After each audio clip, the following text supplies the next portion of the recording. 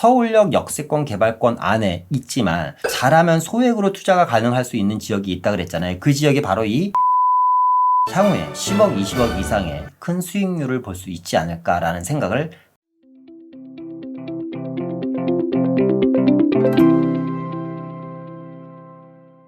안녕하세요. 부동산 경제학의 황현입니다. 자, 부동산 투자에서 가장 중요한 게 뭘까요? 바로 입지가 아닐까라는 생각이 듭니다. 대한민국에서 가장 중요한 입지를 차지하고 있는 지역은 거의 대부분이 서울 및 수도권에 몰려있죠. 그 중에서도요, 둘째가라면 서러워하는 입지들이 있죠. 그 중에 한 군데가 바로 용산이라는 지역이 아닐까라는 생각이 듭니다. 용산은요, 크게 한 4군데의 중심축으로 개발이 이루어진다고 볼 수 있는데, 자, 첫 번째 축이 바로 서울역을 필두로 한 서울역 역세권 개발 축이 아닐까라는 생각이 듭니다. 두 번째는 용산역을 필두로 하는 용산국제업무 주변 지역이고요. 세 번째 축이 또 이제 한강변을 대표하는 한남 뉴타운 주변 지역이 아닐까라는 생각이 드네요. 그리고 마지막 네 번째 축이요. 남산을 필두로 하는 남산 주변 지역이지 않을까라는 생각이 드는데, 그 중에서도 오늘 서울역에 대한 좀 자세한 이야기를 좀 다룰까 하고요. 서울역 역세권 개발에 대한 디테일한 이야기를 말씀드릴까 합니다. 그리고 그 안에서도 아직까지 우리가 몰랐던 지역이 있고 소액 투자가 충분히 가능한 지역이 있다라는 것도 함께 영상을 끝까지 보시면 좀 알 수 있는 정보가 들어 있습니다. 그래서 오늘은요, 서울역 역세권 개발 이것만 알면 100% 성공한다 라는 주제를 가지고 이야기를 해볼까 합니다. 바로 시작해 보도록 하겠습니다. 자, 첫 번째 이야기는요, 서울시에 보면 3대 국제 업무지구가 있습니다. 3대 국제 업무지구가 있는데요. 이게 서울역을 필두로 하는 서울역 국제 업무지구가 있고요. 그리고 이제 용산역을 필두로 하는 용산 국제 업무지구가 있습니다. 그리고 삼성동과 잠실에 이어지는 GBC타운이죠. 마이스 산업단지라고 하는 삼성동 국제 업무지구가 있습니다. 이 세 군데의 국제 업무지구가 이제 만들어지고 있는데요. 어떻게 보면 대한민국의 중심축 역할을 할 수 있는 지역이라고 할 수 있겠죠. 이 세 군데의 국제 업무 지구 외에도 또 세 군데 복합 환승센터가 만들어지는 자리가 있습니다. 그 자리가 바로 이 청량리 역세권이죠. 청량리 역세권은 무려 10개 노선이 추가적으로 들어가는 복합 환승센터가 만들어지는 자리고요. 또 하나는 서울역 역세권입니다. 서울역 역세권은 무려 13개의 노선이 들어갑니다. 그리고 마지막으로 삼성역 복합환승센터입니다. 삼성역은 지금 지하철 2호선 하나밖에 안 다니지만 앞으로 추가로 5개 노선이 더 들어와서 총 6개 노선이 이루어지는 지역입니다. 그럼 이 서울시에 있는 3대 국제 업무지구 중에서 지하 6층, 7층까지 어떻게 보면 지하에 6층, 7층짜리 건물을 짓는 겁니다.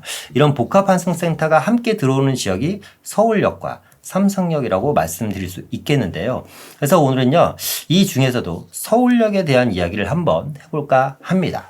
이 서울시 3대 국제 업무지구의 개발 내용은요, 거의 대부분이 복합 업무타운으로 개발이 진행됩니다. 복합 업무타운으로 개발이 진행되고요. 이 복합 업무타운이라는 걸 말 그대로 업무타운과 또 숙박시설이 있죠. 초특급 호화 숙박시설, 호텔이 들어가는 숙박시설과 판매시설과 마이스 단지가 같이 들어가는 게 복합 업무타운이라고 말씀드릴 수 있겠습니다. 이 3대 국제 업무지구의 개발 내용을 보면 이 복합 업무타운이라는 게 결국엔 뭐예요? 일자리가 만들어지는 거죠. 양질의 일자리가 만들어지고, 이 일자리가 만들어지면 일자리와 접근성이 용이할 수 있는 뭐가 들어가죠? 교통망이 들어갑니다.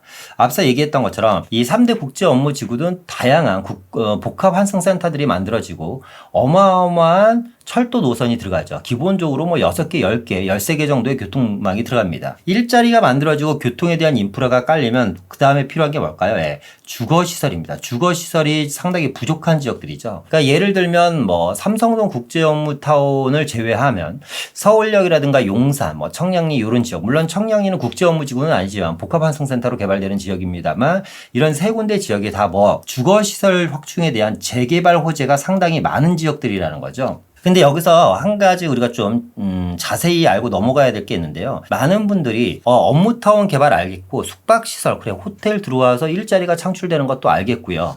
또 판매시설이 들어오니까 상업시설이 확충되는 것도 알겠는데, 이 마이스에 대한 인식이 잘 없으신 것 같아요. 마이스 산업단지 많이 들어봤는데 마이스가 뭐지? 컨벤션이라도도 이 얘기 하는데 과연 이 마이스 산업은 뭘까? 전시? 뭐 관광? 이런 건가? 이렇게 궁금해 하시는 분들이 많아서 이 마이스에 대한 이야기를 한번 짚고 넘어가 볼까 합니다.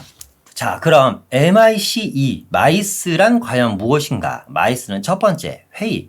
두 번째, 포상 관광이나 인센티브 여행을 이야기합니다.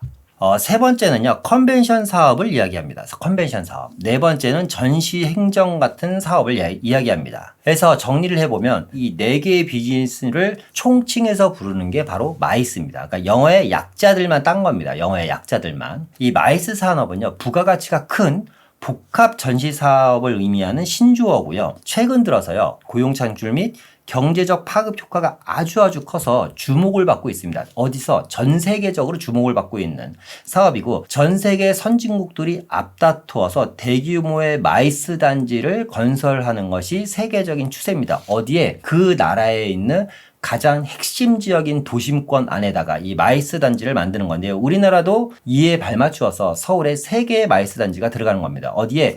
서울역 마이스 단지와 용산 마이스 단지, 그리고 삼성동의 마이스 단지가 들어가는 거죠. 마이스에는 많은 국가들이 관심을 갖고 있는 이유는 일반 관광 상품에 비해서 수익성이 엄청나게 큽니다. 예를 들어서 1인당 10달러를 쓴다면 마이스로 들어오는 관광객들은 1일당 한 100달러 정도를 쓴다고 합니다. 그러니까 한 사람의 관광객을 유치했을 때 수익성이 거의 10배 이상 높은 거죠. 엄청난 겁니다. 그죠? 수익성이 매우 높기 때문에 지역 활성화를 위한 새로운 성장 동력으로 자리 잡고 있고요.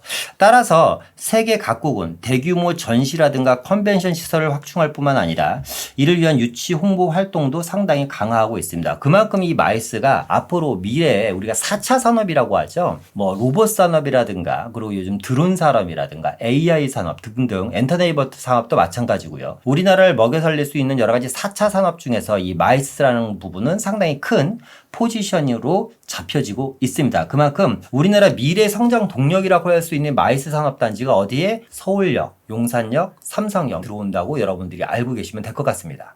자, 그러면 서울역 북부 역세권 개발 사업에 대해서 좀 본격적으로 이야기해 볼까 합니다. 서울역 북부 역세권 개발 사업은요, 서울역 중림동, 만리동 일대에 있는 북부 역세권 개발 사업, 그러니까 북쪽에 있는 유휴부지를 활용해서 개발을 하는 건데요. 사업 기간은 2023년부터 2026년에 마무리를 합니다. 그러니까 앞으로 한 4년 정도만 있으면 사업이 전체가 마무리되고 있고요. 현재 시공사는 하나종합건설로 이제 선정이 되어 있죠. 총 사업비는 약 2조 원 정도가 들어갑니다.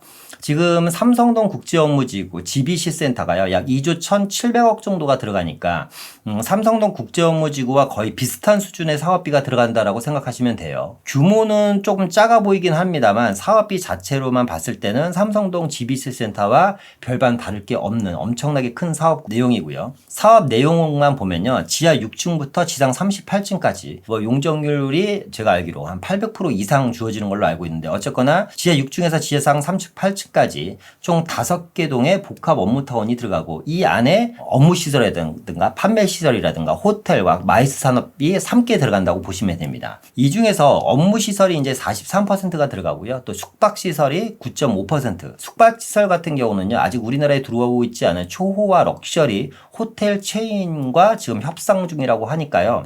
한번 어떤 호텔 체인이 들어올지 한번 기대해 볼 만 할 것 같습니다. 하여튼 어마어마한 호텔 체인점이 들어올 예정이라고 하고요.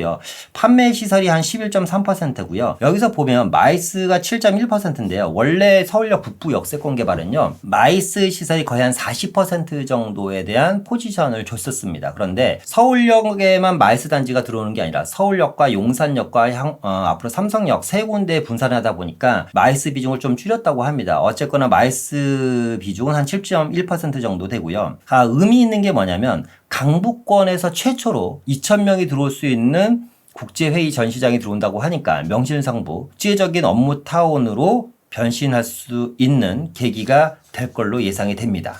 따라서요, 앞서 말씀드렸던 것처럼 대규모 업무타운이 들어가면 추가적으로 뭐가 들어온다고 그랬죠? 그죠? 교통망이 들어갑니다. 서울역은요, 총 13개의 철도망이 들어오는데 어마어마한 거죠. 대한민국에서 가장 큰 노선을 자랑하는 게 앞으로 서울역이 될 거고요. 국가 중앙역이라고 여기는 별칭이 붙여졌습니다. 그만큼 국가의 중심적인 역할을 할 수 있는 지역이 이제 서울역이라는 지역입니다. 현재 기존 8개 노선이 들어와 있는데요. KTX라든가 ITX, 경부선, 경의선, 또 1호선, 4호선, 공항철도, 경의중앙선 등 이렇게 8개 노선이 들어와 있는데 추가로 5개 노선이 더 들어온다고 하네요. 현재 공사 중인 GTX A 노선을 필두로 해서 GTX B 노선, 그러니까 더블 역세권이 되는 거죠. GTX는. 그리고 신분당선과 신안산선과 수색광명 고속철도 등이 들어온다고 합니다. 이 중에서 신분당선과 신안산선은 또 현재 착공이 이미 들어가 있기 때문에 시간이 문제지 언젠가는 서울역까지 모든 노선들이 다 들어오게 되면 말 그대로 서울역에서는 사통팔달이 되겠죠. 동서남북 어디 할 거 없이 뭐 강남, 강북 할 것 없이 어디든 5분에서 10분 내외로 이동이 가능한 말 그대로 국가 중앙역으로 발돋움할 날이 얼마 남지 않았다. 자, 그런데 최근에 새로운 뉴스가 하나 나왔습니다. 한번 보겠습니다. 어떤 뉴스인지. 2월 24일자 뉴스고요. 서울역 지하와 상부에는 콤팩트 시티를 조성한다는 얘기입니다. 콤팩트 시티라는 건 뭐냐면 말 그대로 한꺼번에 모아서 고밀도로 엄청나게 높게 짓겠다라는 겁니다. 콤팩트하게 개발을 하겠다라는 겁니다. 자, 신문 기사 내용을 보니까요. 정부가 서울역을 지하화하고, 그러니까 지금에 있는 서울역을 다 지하로 넣겠다는 겁니다. 그러면 1호선 지상철도 다 지하로 들어가는 겁니다. 서울역을 지하화하고, 그럼 1호선 지상철이 지하로 들어간다고 하면 서울역에서부터 남영역, 그리고 용산까지 이어지는 이 라인 전체가 어떻게 보면 다 지하로 들어갈 수 있는 가능성이 열려 있는 것이고, 그 일대에 또 큰 개발의 바람이 불지 않을까라는 생각이 듭니다. 지하화가 되고 그 지상부를 개발만 한다 그래도 어떻게 보면 유휴 토지가 엄청나게 많이 확보되는 거거든요. 어쨌거나 서울역을 지하화하고 그 상부에 컴팩트 시티를 조성하는 방안을 새롭게 추진하고 있다고 하니까 지금 말씀드린 건 뭐냐면 서울역 북부 역세권 개발 외에 추가적인 플러스 알파 개발을 별도로 시작하는 겁니다. 그러니까 서울역에 대한 2차 개발이라고 여러분들이 생각하시면 될 것 같아요. 이 내용이 언제 나온 거냐면요. 얼마 전에 8.16 대책 직후 공식화된 것으로 후속 사업에 엄청나게 큰 영향을 미칠 것이다. 그러니까 현재 제가 말씀드린 북부 역세권 개발 사업 외에도 서울역에 대한 추가적인 개발 사업을 지금 생각하고 있다. 누가? 서울시가 아닌 중앙정부에서 생각하고 있다는 거고요.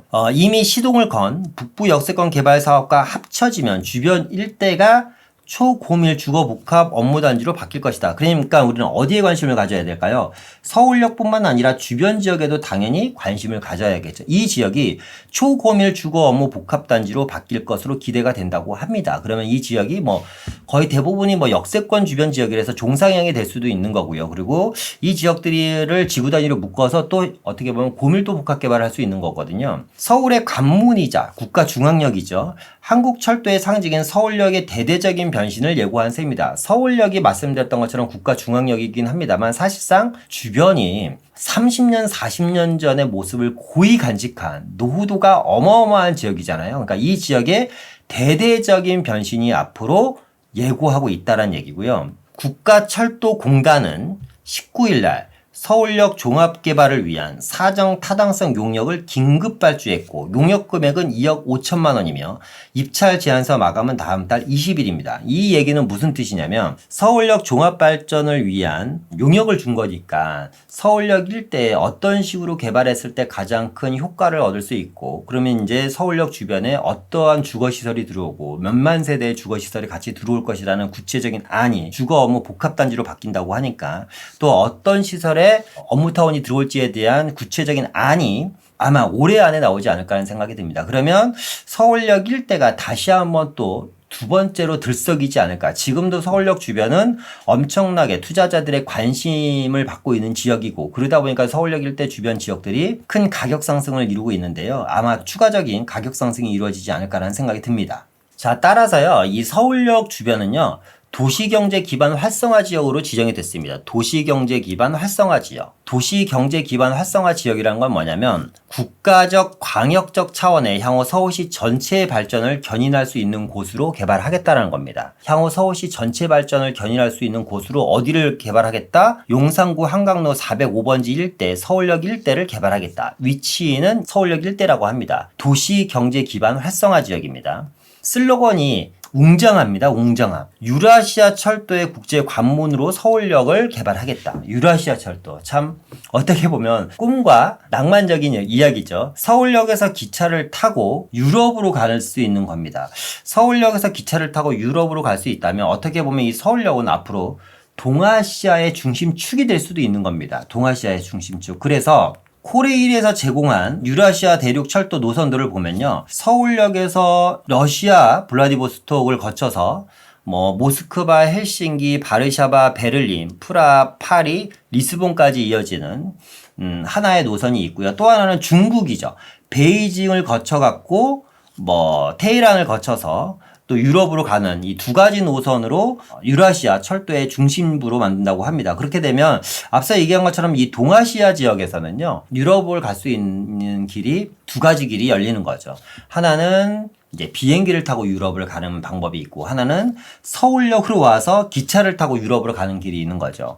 그렇게 되면 이 서울역 일대는 진짜 어마어마한 국제적인 타운으로 변모가 되지 않을까라는 생각이 듭니다. 방향은 서울역의 위상 회복과 도심 핵지역으로서의 기능 강화입니다. 그러니까 서울역이 말씀드렸던 것처럼 국가 중앙역이긴 하지만 앞으로 사실상 서울역 주변에 7017 서울역 고가다리를 걷고 싶은 다리로 개발한 것 외에는 옛 대우 빌딩이죠. 지금 서울역 스퀘어라고 이름을 붙였지만 그 주변에 도시환경 정비 사업을 한 것 외에는 사실상 서울역 주변 지역은 어떻습니까? 노후 건축물에 대한 환경 개선이 필요하다는 겁니다. 서울역을 주변으로 보시는 것처럼 이 노후 건축물의 밀도가 보이십니까? 2016년도 자료니까요. 저는 20년 이상이 아니라 30년 이상 된 경과된 건축물이라고 좀 말씀드리고 싶고요.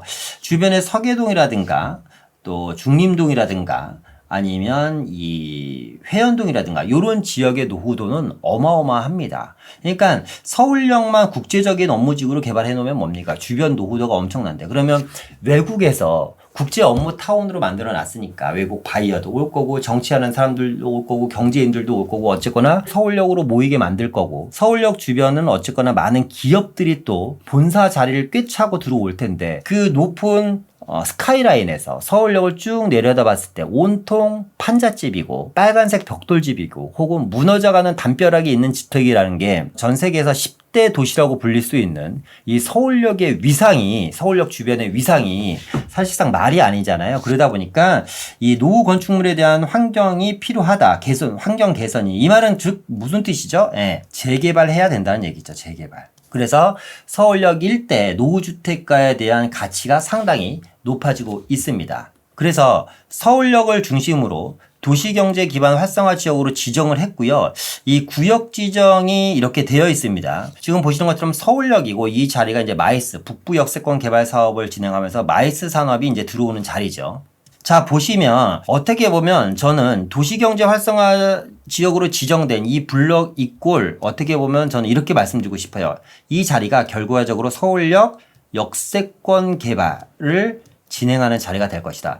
서울역 개발과 함께 이 주변 지역, 지금 이 까만색 테두리로 둘러싸여 있는 이 지역들이 결국에는 서울역 역세권 개발 사업과 함께 이루어질 지역이라고 저는 생각이 듭니다. 자, 한번 보면요. 어떤 지역이 있는지 한번 보겠습니다. 바로 옆에 있는 서계동이라는 지역이 보이네요. 서계동이 있고요. 또 이제 중림동이 있습니다. 그리고 중림동 아래쪽에 만리동은 여기는 이미 아파트 단지로 개발이 이제 다 끝났죠. 요 지역에 포함은 안 되지만 충정로역 주변에 있는 아현 1구역 같은 경우도 어떻게 보면 지금 가치가 엄청나게 높잖아요. 그죠? 아현 1구역은 경제 활성화 기반 지역에 구역 지정 안에는 포함되진 않았지만 이 아현 1구역도 향후에 부가가치는 상당히 높을 것이다. 그리고 얘 대우 빌딩이 있고 힐튼 호텔이 있는 자리는 이미 도시 업무 기능 지원이라는 이름으로 이 일대는 이미 재개발이 어떻게 보면 끝났다. 그러니까 재개발이라는 표현보다 도시환경 정비 사업이 끝났고요. 복례동 주변 지역 같은 경우는 이제 삼성 본사가 있는 지역이잖아요.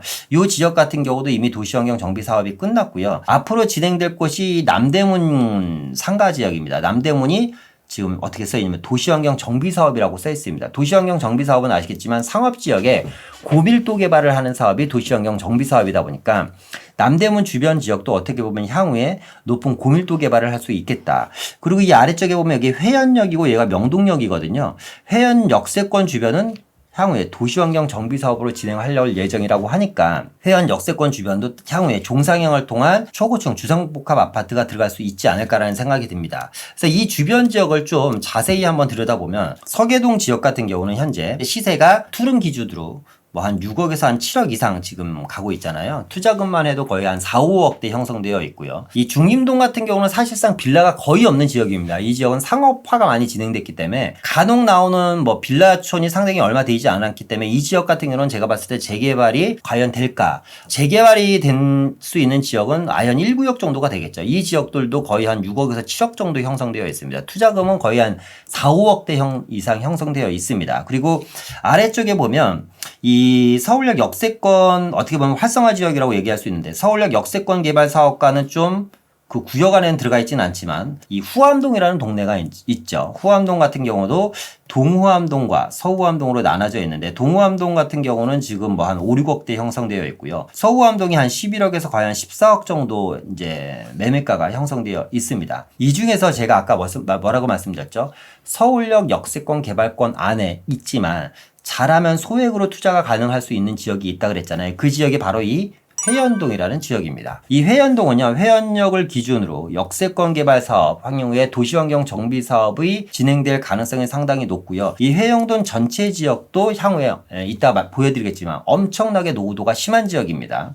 그리고 이 지역 같은 경우도 빌라가 시세가 한 5억에서 6억 정도 형성되어 있는데요. 근데 차이점이 뭐냐면 차이점은 지금 이 아현동이라든가 서계동에 비해서 바로 문 열고 나가면 명동이고 남대문 시장이고 서울시청도 가깝고 서울역과도 거리가 가깝다 보니까 그러니까 바로 문 열고 나가면 뭐가 있어요? 대규모 상업시설이 있습니다. 그러다 보니까 이 지역 같은 경우는 임차 수요가 말씀드렸던 이 서울역을 기준으로 이 넘어가는 지역 있잖아요. 넘어가는 지역. 그러니까 서울역을 기준으로 오른쪽 지역, 이쪽 지역은 상업시설이 상당히 많은 지역이고 왼쪽 지역은 주거시설이 많은 지역이거든요. 상업시설이 많다 보니까 아무래도 수요가 많겠죠. 수요가.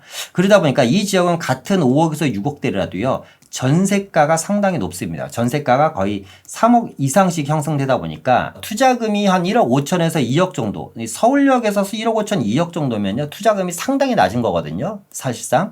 그래서 1억에서 1억 5천에서 2억 정도로 소액으로 투자가 가능한 지역이다. 다시 한번 보여드리겠지만 이 도시경제 활성화 지역이라는 것 자체가 저는 서울역 역세권 개발 사업구역과 거의 동일하게 저는 보고 있고요. 이 지역 중에서 지금 우리가 주거 지역으로서 개발이 가능한 지역은 서계동과 회연동밖에 없다. 이 도시경제 활성화 지역 외의 지역은 후암동이라는 지역과 아현 1구역 아현동이라는 지역이 있는데요. 이 안에서 1억 5천에서 2억대 상당히 초소액입니다. 서울역 주변에서는. 그러니까 이렇게 생각하시면 돼요. 강남 재건축 아파트를 사려면 최소 15억 이상 있어야지 되는데 강남 재건축 아파트를 전세 끼고 5억 정도에 살 수 있다면 바로 사야 될 거 아닙니까? 그죠? 그 정도의 가치라고 보시면 됩니다. 그래서 요 지역이 앞으로 향후에 미래 가치가 상당히 높지 않을까. 어떻게 보면 상당히 저평가된 지역이라고 볼 수 있고요. 노후도를 한번 보도록 하면 지금 보시는 것처럼 서울역 주변의 노후도입니다. 이 서울역 역세권 개발 사업구역을 굳이 그림으로 그린다면 아까 나와 있는 그림을 토대로 뭐 요렇게 되겠죠. 요렇게. 지금 요 자리입니다. 요 자리. 보신 것처럼 뭐 서계동 노후도 얘기할 것도 없죠. 그죠? 아현동 노후도 얘기할 것도 없습니다. 뭐 동후암동 노후도 얘기할 것도 없고요. 지금 뭐 서후암동 같은 경우는 뭐 동후암동에 비해서 노후도가 좀 낮지만 얘기할 것도 없고 이 회연동이라는 지역도 역시 얘기할 것도 없습니다. 지하철역은 회연역이 있고 명동역이 있고요. 서울역이 있고 충정로역이 있습니다. 그러니까 이 지하철역을 기반으로 하는 이런 지역들에 대한 이 남산동 같은 경우도 상당히 얘기할 것도 없이 이 지역들도 노후도가 상당히 심하죠. 그죠? 지금 보시는 것처럼 글쎄요. 서울역의 국제적인 업무타운을 만들고요. 더군다나 8.16 대책에 힘입어서 이 지역을 또 초고층으로 개발한다고 한다면 서울역과 역세권 주변 지역, 그러니까 고밀도 개발할 수 있는 지역은 어쨌거나 역세권에서 반경 250m 이내에 들어오는 지역들일 텐데 그러면 후암동 같은 지역은 빠질 확률이 많고요. 서울역을 기준으로 역세권 개발할 수 있는 지역은 지금 서울역과 중림동과 회원역 일대밖에 없을 것 같습니다. 초고층으로 개발할 수 있는 자리는. 근데 중림동 같은 경우는 앞서 말씀드렸던 것처럼 주거지역이 거의 없다 그랬죠. 여기는 거의 상업시설 위주고 주거시설은 전체 면적의 한 10%도 안 되니까 사실상 여기는 재개발을 하기에는 너무 구역 면적이 작습니다.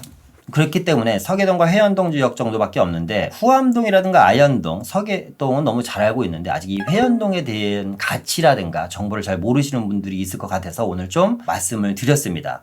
그래서 어쨌거나 서울역은 국가중앙역이자 뭐 엄청난 슬로건을 내건 유라시아 철도의 중심 역사로 개발한다고 합니다. 근데 서울역 주변의 노후도는 여러분들이 보시는 것처럼 어마어마하죠. 30년 이상 경과된 건축물 비율이 거의 82%가 넘다 보니까 시가문이 문제지 개발은 필연적이라고 볼 수밖에 없다. 그렇기 때문에 1억 5천에서 2억 정도의 소액으로 이 지역에 좀 장기적인 안목을 갖고 묻어두신다고 한다면 향후에 10억, 20억 이상의 큰 수익률을 볼 수 있지 않을까라는 생각을 감히 한번 해봅니다. 자, 오늘은 서울역과 그 주변 지역 그리고 서울역 역세권 개발 사업에 대한 이야기 그리고 2차로 816 대책에 힘입어서 서울역 주변 지역에 또 초고밀도 개발을 진행하려고 한다라는 내용을 한번 이야기를 풀어봤습니다. 마지막으로 이 한마디 드리고 좀 마칠까 합니다. 위기가 기회일 수 있습니다. 어떤 사람들한테는 엄청난 위기가 될 거고요. 이 위기가 어떤 분들한테는 또 새로운 기회가 될 수가 있습니다. 위기가 기회인 것은요. 지금은 모릅니다. 지나가 봐야지 그때 나도 그렇게 할 걸. 우리가 한 번씩 옛 이야기를 많이 하잖아요. 제2의 IMF가 온다면 나는 반드시 이렇게 하겠다. 제2의 리먼 사태가 온다면 반드시 이렇게 하겠다라는 이야기를 많이 합니다. 그런데 실제로 제2의 IMF가 오고 제2의 리먼 사태가 오면 그렇게 할 수 있는 분들이 몇 분이나 계실까요? 교과서적인 이야기는 누구나 할 수 있습니다. 하지만 그 이야기를 듣고 행동을 할 수 있는 사람은 저는 몇 안 되리라 생각이 듭니다. 시장이 좋을 때는요, 앞서 얘기한 것처럼 서울역 주변 물건은 사고 싶어도 못 삽니다. 왜? 물건이 들어가 버리니까. 그죠? 살려고만 하면 집주인들이 물건 가격을 그 자리에서 올려버리고 안 판다고 하고 배짱을 튕기잖아요. 요즘 같은 기회에 어떻게 보면 이 안에서 좋은 기회를 또 찾을 수 있지 않을까라는 생각이 들고요. 서울역은 어쨌거나 3대 국제업무지구 중에 하나고요. 서울역뿐만 아니라 용산역이라든가 삼성역 주변도 좋은 기회가 되실 수 있지 않을까라는 생각이 듭니다. 위기가 기회일 수 있습니다. 라는 이야기로 오늘 이야기는 마치도록 하겠습니다. 다음에 더 좋은 영상으로 찾아뵙도록 하겠습니다. 오늘 내용이요. 좋으셨다면 좋아요와 구독 눌러주시고 다음에 다시 뵙도록 하겠습니다. 감사합니다.